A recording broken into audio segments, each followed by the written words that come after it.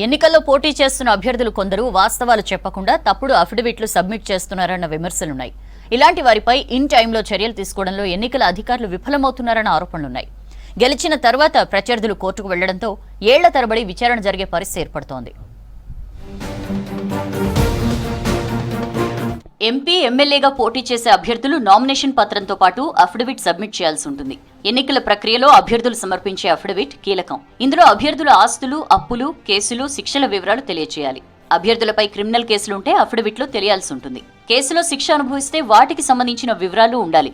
అభ్యర్థులతో పాటు కుటుంబ సభ్యుల ఆస్తులు, అప్పులు, చేతిలో ఉన్న నగదు వివరాలు తెలియజేయాలి. కుటుంబ సభ్యులు చేసే వ్యాపారాలు, కంపెనీలు, పనుల వివరాలు అఫిడవిట్లో ఉండాలి.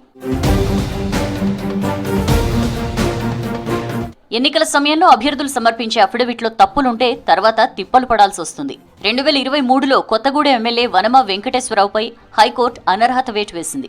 2018 ఎన్నికల సమయంలో తప్పుడు అఫిడవిట్ సమర్పించారని ప్రత్యర్థులు కోర్టుకు వెళ్లారు. కేసు విచారించిన న్యాయమూర్తి వనమాపై అనర్హత వేటు వేశారు.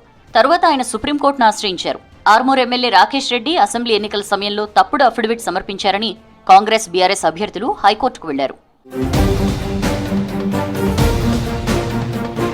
మాజీ మంత్రి శ్రీనివాస్ గౌడ్తో పాటు మరికొంతమంది ప్రజాప్రతినిధులు తప్పుడు అఫిడవిట్ నమోదు చేశారని ప్రత్యర్థులు కోర్టును ఆశ్రయించారు.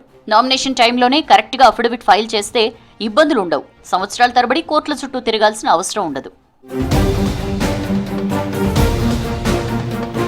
తప్పుడు సమాచారంతో అఫిడవిట్లు ఫిల్ చేయడం, ఆ తర్వాత దాన్ని కాపాడుకోవడానికి 1,000,000 సాకులు చెప్పడం కొంతమంది అభ్యర్థులకు అలవాటుగా మారిందన్న ఆరోపణలున్నాయి. ఇలాంటి వారిపై కఠిన చర్యలు తీసుకోవాలన్న చర్చ జరుగుతోంది.